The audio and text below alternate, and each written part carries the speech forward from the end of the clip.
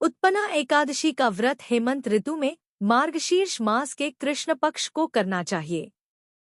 इसकी कथा इस प्रकार है। युधिष्ठिर ने भगवान श्री कृष्ण से पूछा, भगवन, पुण्यमयी एकादशी तिथि कैसे उत्पन्न हुई? इस संसार में वह क्यों पवित्र मानी गई तथा देवताओं को कैसे प्रिय हुई? श्री भगवान बोले, कुंती नंदन, प्राचीन समय की बात है। सत्ययुग में मुर नामक दानव रहता था।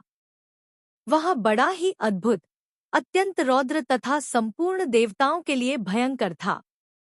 उस काल रूपधारी दुरात्मा महासुर ने इंद्र को भी जीत लिया था। संपूर्ण देवता उससे परास्त होकर स्वर्ग से निकाले जा चुके थे और शंकित तथा भयभीत होकर पृथ्वी पर विचरा करते थे। एक दिन सब देवता महादेव जी के पास गए। वहां इंद्र ने भगवान शिव के आगे सारा हाल कह सुनाया।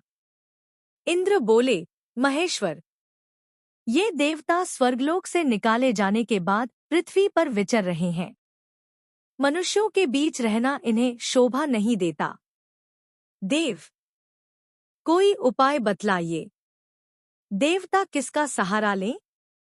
महादेव जी ने कहा, देवराज, जहां सबको शरण देने वाले, सबकी रक्षा में तत्पर रहने वाले जगत के स्वामी भगवान गरुड़ ध्वज विराजमान है, वहां जाओ। वे तुम लोगों की रक्षा करेंगे।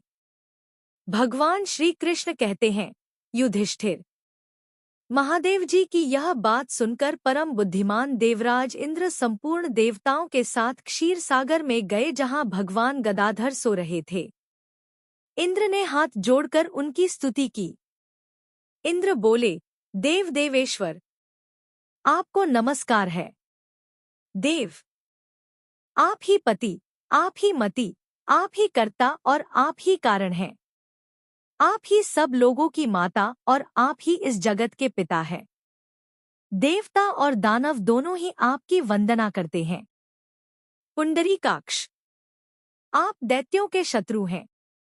मधुसूदन, हम लोगों की रक्षा कीजिए। प्रभो जगन्नाथ, अत्यंत उग्र स्वभाव वाले महाबली मुर नामक दैत्य ने इन संपूर्ण देवताओं को जीतकर स्वर्ग से बाहर निकाल दिया है। भगवन, देव देवेश्वर, शरणागतवत्सल, देवता भयभीत होकर आपकी शरण में आए हैं। दानवों का विनाश करने वाले कमलनयन, भक्तवत्सल, देव देवेश्वर, जनार्दन, हमारी रक्षा कीजिए, रक्षा कीजिए। भगवन, शरण में आए हुए देवताओं की सहायता कीजिए। इंद्र की बात सुनकर भगवान विष्णु बोले, देवराज, यह दानव कैसा है? उसका रूप और बल कैसा है तथा उस दुष्ट के रहने का स्थान कहाँ है? इंद्र बोले, देवेश्वर, पूर्वकाल में ब्रह्माजी के वंश में तालजंग नामक एक महान असुर उत्पन्न हुआ था, जो अत्यंत भयंकर था। उसका पुत्र मुर दानव के नाम से विख्यात है। वह भी अत्यंत उत्कट, महापराक्रमी और देवताओं के लिए भयंकर है। चंद्रावती नाम से प्रसिद्ध एक नगरी है, उसी में स्थान बनाकर वह निवास करता है। उस दैत्य ने समस्त देवताओं को परास्त करके उन्हें स्वर्गलोक से बाहर कर दिया है। उसने एक दूसरे ही इंद्र को स्वर्ग के सिंहासन पर बैठाया है। अग्नि, चंद्रमा, सूर्य, वायु तथा वरुण भी उसने दूसरे ही बनाए हैं। जनार्दन, मैं सच्ची बात बता रहा हूं। उसने सब कोई दूसरे ही कर लिए हैं। देवताओं को तो उसने उनके प्रत्येक स्थान से वंचित कर दिया है। इंद्र की यह बात सुनकर भगवान जनार्दन को बड़ा क्रोध आया।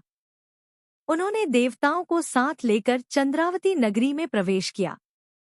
भगवान गदाधर ने देखा कि दैत्यराज बारंबार गर्जना कर रहा है और उससे परास्त होकर संपूर्ण देवता दसों दिशाओं में भाग रहे हैं। अब वह दानव भगवान विष्णु को देखकर बोला, खड़ा रह, खड़ा रह। उसकी यह ललकार सुनकर भगवान के नेत्र क्रोध से लाल हो गए। वे बोले, अरे दुराचारी दानव, मेरी इन भुजाओं को देख। यह कहकर श्री विष्णु ने अपने दिव्य बाणों से सामने आए हुए दुष्ट दानवों को मारना आरंभ किया। दानव भय से वहनल हो उठे। पांडनंदन। तत्पश्चात श्री विष्णु ने दैत्य सेना पर चक्र का प्रहार किया।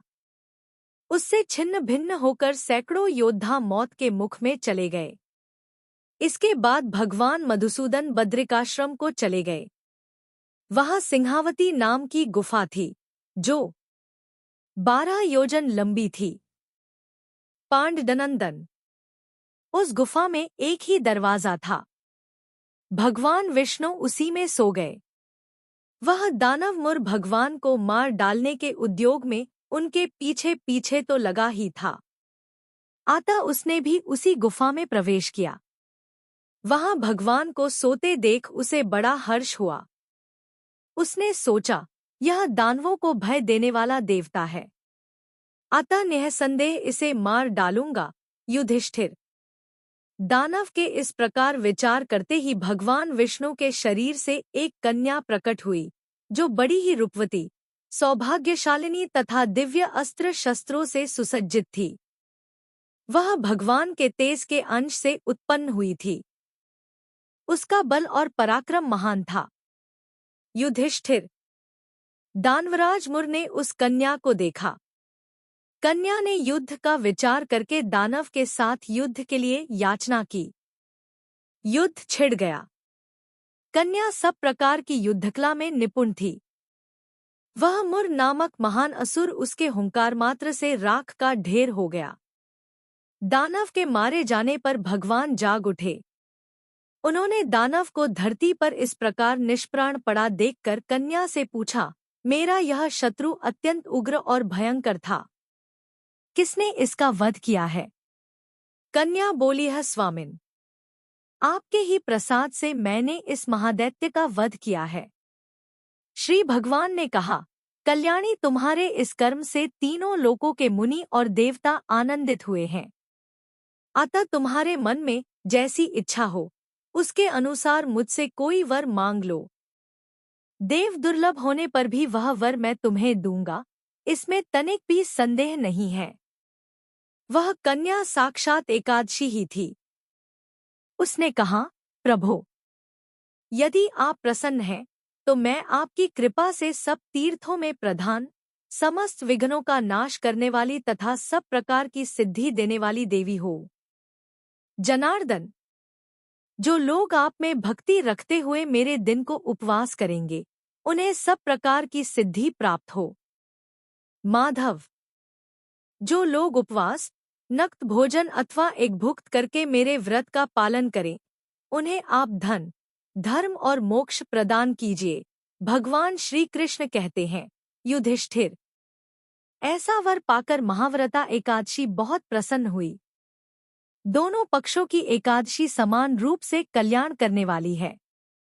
इसमें शुक्ल और कृष्ण का भेद नहीं करना चाहिए। यदि उद्यकाल में थोड़ी सी एकादशी, मध्य में पूरी द्वादशी और अंत में किंचित त्रयोदशी हो तो वह त्रिस्पृशा एकादशी कहलाती है। वह भगवान को बहुत ही प्रिय है। यदि एक त्रिस्पृशा एकादशी को उपवास कर लिया जाए तो 1000 एकादशी व्रतों का फल प्राप्त होता है तथा इसी प्रकार द्वादशी में पारण करने पर 1000 गुना फल माना गया है। अष्टमी, एकादशी, षष्ठी, तृतीय और चतुर्दशी ये यदि पूर्वतिथि से विद्ध हों तो उनमें व्रत नहीं करना चाहिए। परवर्तिनी तिथि से युक्त होने पर ही इनमें उपवास का विधान है। पहले दिन में और रात में भी एकादशी हो तथा दूसरे दिन केवल प्रातः काल एकदंड एकादशी रहे तो पहली तिथि का परित्याग करके दूसरे दिन की द्वादशीयुक्त एकादशी को ही उपवास करना चाहिए। यह विधि मैंने दोनों पक्षों की एकादशी के लिए बताई है। जो मनुष्य एकादशी को उपवास करता है, वह वैकुंठ धाम में जाता है, जहाँ साक्षात भगवान गरुड़ ध्वज विराजमान रहते हैं। जो मानव हर समय एकादशी के महात्म्य का पाठ करता है, उसे 1000 गोदान के पुण्य का फल प्राप्त होता है। जो दिन या रात में भक्तिपूर्वक इस महात्म्य का श्रवण करते हैं, वे निःसंदेह ब्रह्महत्या आदि पापों से मुक्त हो जाते हैं। एकादशी के समान पापनाशक व्रत दूसरा कोई नहीं है। एक कन्या थी। जब वह थोड़ी बड़ी हुई और उसको समझ आने लगी तब से ही वह तुलसी माताजी की पूजन करने लगी। उसके प्रतिदिन का नियम था कि तुलसी माताजी का पूजन करने के बाद ही खाना खाती थी। जब वह कन्या शादी के लायक हुई तब उसके माता पिता ने उसकी शादी करवा दी। कन्या को उसके माता पिता ने दहेज में भी एक तुलसी का गमला दिया। ससुराल में वह प्रतिदिन सवेरे उठते ही पूजा करती, फिर उसके बाद ही खाना खाने बैठती थी। उसकी 2 जेठानियां थी। वो दोनों उसका मजाक उड़ाती थी कि बड़ी नियम धर्म वाली बनती है। उन दोनों को उससे बहुत ईर्ष्या होती थी, इसलिए वो दोनों तुलसी जी का गमला जी छुपा देती। वह कन्या बड़ी मुश्किल से गमला ढूंढ कर लाती, अच्छे से पूजा करती और फिर खाना खाती। वह गमला ढूंढ कर लियाती तो एक दिन तो उसकी जेठानियों ने क्या करा कि गमला ही दूर फेंक दिया। कन्या ने खूब ढूंढा पर उसे गमला नहीं मिला। वह बहुत ही परेशान हो गई। उस दिन तो उसने खाना भी नहीं खाया, उसका नियम जो था।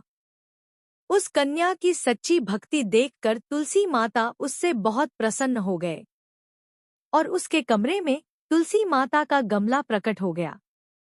अगले दिन सुबह जब वह उठी तो क्या देखती है कि उसके खाट के चारों कोनों पर तुलसी माता का गमला आ गया है। यह देखकर वह तो बहुत प्रसन्न हो गई कि अब मेरी तुलसी माता को कोई चुरा नहीं सकेगा। पूजन करने के लिए भी कहीं और जाना नहीं पड़ेगा और कोई मेरी तुलसी माता को फेंक भी नहीं सकेगा। वह तो जल्दी से उठकर स्नान करती है और तुलसी माता की पूजन कर लेती है। जब वह खाना खाने बैठी तो उसकी जेठानियां मजाक करने लगी कि लो देवरानी का नियम धर्म पूरा हो गया। उससे पूछती है कि तुलसी जी की पूजा कर ली क्या? देवरानी धीरे से बोलती है कर ली। जेठानियां बोलती है कहाँ से कर ली पूजा, गमला तो फेंक दिया था। देवरानी कहती है कि देख लो मेरे कमरे में खाट पर तुलसी जी लग रही है। जेठानियां बहुत शर्मिंदा हुई और बोली कि देवरानी तेरी भक्ति सच्ची है, हमने तुझे बहुत परेशान करा, हमें माफ कर दे। देवरानी उन्हें माफ कर देती है। हम भी तुलसी माताजी से यही प्रार्थना करते हैं कि हे तुलसी माता, जैसी कृपा आपने देवरानी पर करी वैसी हम सब पर भी करना। एक बुढ़िया थी। उसको तुलसी पूजा करने का नित्य का नियम था। वह प्रतिदिन खाना खाने से पहले पूजा करती थी और उसके बाद खाना खाती थी। वह तुलसी माता से प्रतिदिन प्रार्थना करती थी कि है तुलसी माता, खान खीर का भोजन देना, पाट पीतांबर का वेश देना, योगियों जैसी मौत देना, स्वर्ग का वास देना, राम लक्ष्मण की कांध देना, सीता जी का चाल चलावा देना। यह सुनकर तुलसी जी सूखे सूखे रह रहे थे। राम लक्ष्मण उधर से निकल रहे थे तो उन्होंने पूछा तुलसी जी से कि आप सूखे सूखे क्यों जा रहे हो? एक बुढ़िया रोज मेरी पूजा करती है और वह मुझसे खाने का लड्डू मांगती है, खेलने को भाई मांगती है, खान खीर का भोजन मांगती है, पाट पीतांबर का वेश मांगती है, आपकी कांध मांगती है, सीताजी का चाल चलावा मांगती है, स्वर्ग का वास मांगती है, योगिनियों सी मौत मांगती है। बाकी सब तो मैं दे दूं, पर आपकी कांध कहाँ से दूं और सीता जी का चाल चलावा कहाँ से दूं? राम जी और लक्ष्मण जी तुलसी जी से बोले कि आप हरे भरे हो जाओ, सब हो जाएगा। कुछ दिनों बाद बुढ़िया मर गई। लोग इकट्ठे होने लगे, क्यों ले जाने के लिए उसको तैयार करने के उठाने लगे तो वह इतनी भारी हो गई कि उसको लोग उठा नहीं पाए, उसको हिला भी नहीं पा रहे थे। लोग कहने लगे कि बुढ़िया इतनी भारी कैसे हो गई, वह तो देव दर्शन सब करती थी, क्या वह कोई जादू टोना करती थी जो ऐसी भारी हो गई? इतने में राम लक्ष्मण और सीता जी आए। सीता जी ने चाल चलावा किया और राम लक्ष्मण ने कंधा दिया और बुढ़िया तो सदैव वैकुंठ को चली गई। हम भी तुलसी माता जी से ये प्रार्थना करते हैं कि हे तुलसी महारानी, जैसी सद्गति उसको दी वैसी सद्गति सबको देना। एक ब्राह्मण था, वह प्रतिदिन मंदिर जाता था। वह प्रतिदिन तुलसी माता की पूजा करता था। वह तुलसी माता से प्रतिदिन प्रार्थना करता था कि है तुलसी महारानी मेरे आनंद करना। तुलसी माता ने सोचा कि यह ब्राह्मण तो बहुत सीधा है और गरीब है और प्रतिदिन मेरी पूजा करता है, मैं इसके कुछ न कुछ करना चाहती हूँ। तो तुलसी महारानी एक कन्या का रूप बनाकर बैठ गए और उस ब्राह्मण को बोला कि ब्राह्मण मैं भी तेरे घर आना चाहती हूँ। ब्राह्मण ने सोचा कि 6 लड़कियां तो मेरे पहले से ही है और 7 लड़कियों का मैं कैसे पालन पोषण करूंगा, लड़कियों की शादी कैसे कराऊंगा, मेरे पास तो कुछ ऐसा भी नहीं है। यह व्यभिचार करके वह बहुत परेशान रहने लगा। उसको तो खाना भी नहीं भा रहा था। उसकी औरत ने कहा कि क्या बात है, आजकल बहुत दुखी दुखी रहने लग गए। तो इस पर ब्राह्मण बोला कि मैं मंदिर जाता हूँ, वहाँ पर एक छोटी सी सुंदर सी कन्या बैठी है और वह कहती है कि ब्राह्मण मैं आपके घर आऊं। उसकी पत्नी बोली कि अरे इसमें परेशान होने की क्या बात है, आ रही है तो आने दो। ब्राह्मण बोला कि पहले से अपने 6 लड़कियां तो है ही, उनकी भी अपने को शादी भी करवानी है। तो इस पर ब्राह्मणी बोली कि अरे ये तो कोई बात नहीं है, अपनी 6 लड़कियों की शादी करवाएंगे, वैसे 7वीं की भी करवा देंगे। अपन 7 लड़कियों की शादी साथ में करवा देंगे। अगले दिन जब वह ब्राह्मण मंदिर गया तो उस छोटी कन्या ने पूछा, ब्राह्मण में आपके घर आऊं? तो ब्राह्मण बोला कि हाँ चल बेटा चल। उनको वह घर पर लेकर आ गया। तुलसी माता के कन्या के रूप में ब्राह्मण के घर आने से ब्राह्मण के घर बहुत आनंद हो गया। घर में लक्ष्मी की बारिश हो गई। जब ब्राह्मण 7 कन्याओं की शादी के लिए वर ढूंढने जाने लगे तो उस छोटी कन्या ने कहा कि मेरे तो शालिग्राम जी के मंदिर में जाकर शालिग्राम जी को बोलना कि बारात लेकर आए और मेरी 6 बहनों के तुम्हारी इच्छा से वर ढूंढ लेना। तुलसा महारानी की मेहरबानी से उसके तो सब जेवर कपड़ा खाना सब तैयार हो गया और अच्छी धूमधाम से उनकी शादी हो गई और उस ब्राह्मण के तुलसी माता टूटमान हुए।